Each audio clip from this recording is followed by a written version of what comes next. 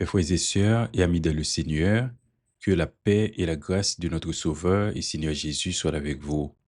Bienvenue à Parole bon Dieu pour journée 1. Parole bon Dieu pour journée 1, c'est méditation quotidienne de la parole de Dieu, présentée par votre ami Youssef Lormeus Velo. Je dis encore, nous souhaitons bon Dieu va bénir à travers parole. Parole bon Dieu pour journée 1 dit, bon Dieu m'a dit pour nos travail. Bon Dieu m'a dit pour nos travail. Texte de base, non? C'est Proverbe chapitre 14, le verset 23. Proverbe 14, verset 23. Travail, ou à joindre tout ça au besoin. Rete chita à parler en pile, à prendre aux pauvres. Travail, ou à joindre tout ça au besoin. Rete chita à parler en pile, à prendre aux pauvres. Proverbe chapitre 14, le verset 23. Nous appelons pour dans la version Louis II. Tout travail procure un profit, mais les paroles en l'air ne mènent qu'à la pauvreté. Tout travail procure un profit, mais les paroles en l'air ne mènent qu'à la pauvreté. Proverbe chapitre 14, le verset 23. Oui, parole bon Dieu vous journée, hein? Bon Dieu mandé pour nos travail. Proverbe 14, verset 23, c'est tiré de recueil de proverbes qui est attribué au roi Salomon. Et proverbe bio, généralement, il offre une leçon concernant et façon de vivre, la vie pratique. En particulier, Proverbe chapitre 14, verset 23, lui offre une leçon concise et sur la valeur du travail et les conséquences de l'inaction ou des paroles vides. Livre Proverbe là, en général, c'est un ouvrage de sagesse pratique qui est destiné à guider les croyants ou bien les lecteurs en général vers une vie droite, une vie productive qui est alignée sur les principes divins. Proverbe yo, yo souvent présenté sous forme de maximes courtes, bien entendu, utilisant des contrastes pour enseigner des vérités morales ou pratiques. Proverbe 14 en particulier, il traite de divers thèmes tels que la justice et la prudence, la vérité et le travail, et limiter accent sur les comportements qui mènent à la bénédiction ou à la ruine. Ça veut dire, il y a quelques comportements qui vont conduire à la bénédiction de Dieu, pendant que il y a d'autres que ont adopté, ils vont conduire à la ruine. Oui, c'est ça la réalité de Proverbe. Proverbe 14 en particulier, il est inscrit dans une série de proverbes qui opposaient des actions vertueuses au comportement insensé. Proverbe ça, au capable de contraster directement le travail productif avec les paroles en l'air. Limiter en lumière, il y a une sorte de tension entre l'effort concret et les promesses aux discussions stériles. Pour nous mieux comprendre Proverbe 14, verset 23, c'est important pour que nous soyons capables de prendre du temps pour nous essayer de décortiquer verset ça. Parce que, je dis, c'est important pour que nous mettions accent sur le travail. Oui, tout travail procure un profit. C'est ça nous lit, tout travail. En hébreu, mot qui est utilisé pour travail ici, il est capable de désigner un labeur, un effort ou bien une tâche qui souvent avec une connotation de travail ardu ou pénible. Donc, utilisation de tout ici, lui indiquer une sorte de généralisation pour dire que aucun travail, que ce soit travail manuel ou travail intellectuel ou spirituel, yon n'a dans yo pas exclu. Donc, tout travail, depuis que l'y effectué avec diligence. Tout li et inclut le contexte que je parlé là. Il dit procure un profit. Donc, terme hébreu qui traduit procure un profit ici, et il signifie avantage ou bien un gain. Donc, il n'est pas limité nécessairement à un gain financier, mais il est capable d'inclure bénéfices tels que satisfaction personnelle, la stabilité, l'honneur ou la bénédiction divine. Oui, c'est important pour comprendre vérité qui découlait de verset ça. Donc, le travail, lorsque l'y accompli, l'y produit des résultats positifs. Ça reflétait vision biblique travail parce que c'est une vocation divine. C'est bon Dieu qui voulait pour nos travail. Et le travail est institué dès la création. Genèse chapitre 2, le verset 15. Côté la Bible dit que bon Dieu place l'homme dans le jardin et li ba yo mandat pour être capable cultiver le jardin, pour capable prendre soin du jardin, pour capable travailler. Il dit, mais les paroles en l'air ne mènent qu'à la pauvreté. Parole en l'air. En hébreu, et expression qui traduit parole en l'air là, il traduit littéralement les paroles des lèvres.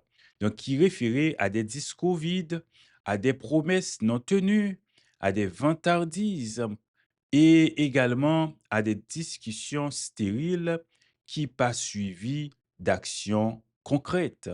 Parler, parler, parler, mais sans action. Donc, ce sont des paroles sans substance, souvent associées à la paresse ou à l'illusion.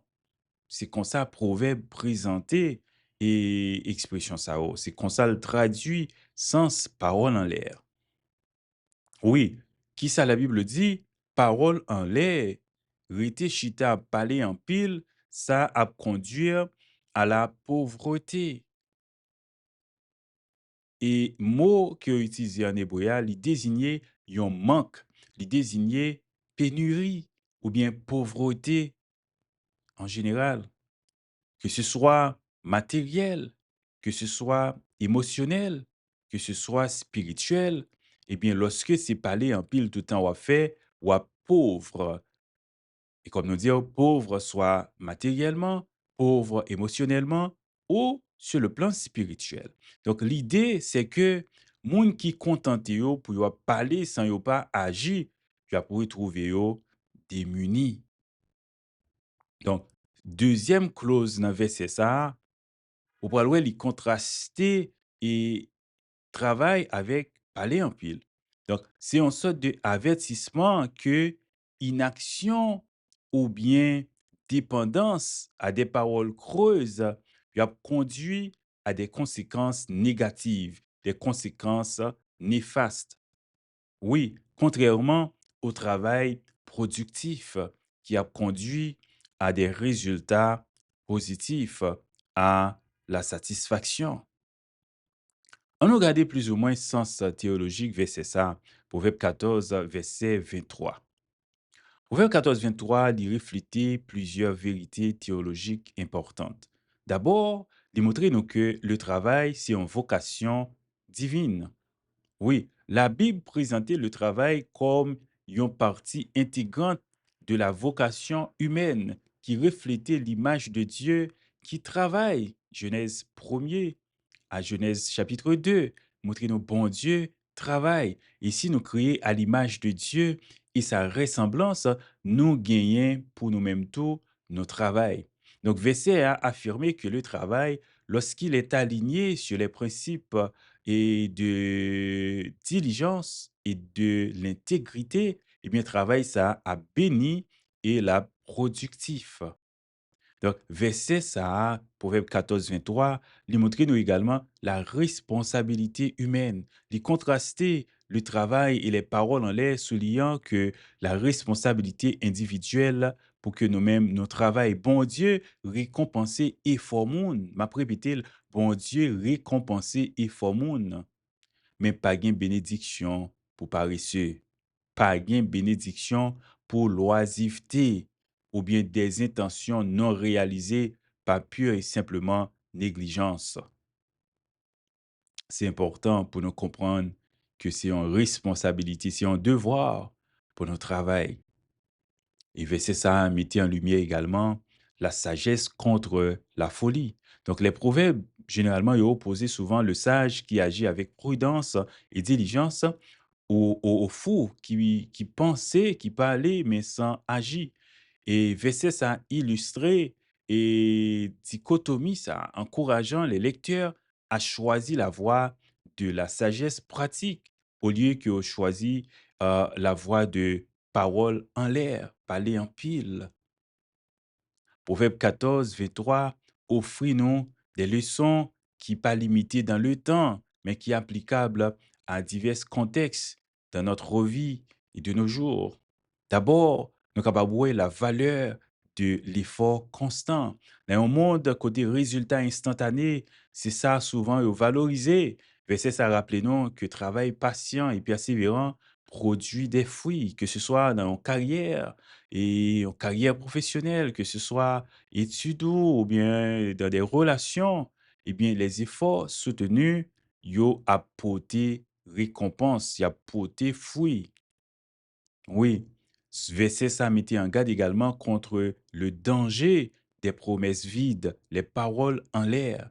Il dit que yo capable et conduire à des conséquences graves. Parole en l'air capable symboliser également procrastination, côté que vous toujours parler, mettez là, ou pas jamais passer à l'action, demain tantôt, demain, m'a fait le demain, pendant que tu es capable de réaliser ça au dia, jodi donc, les rêves irréalistes ou de discours sans action, tout ça est capable et refléter dans l'expression ça en parole en l'air.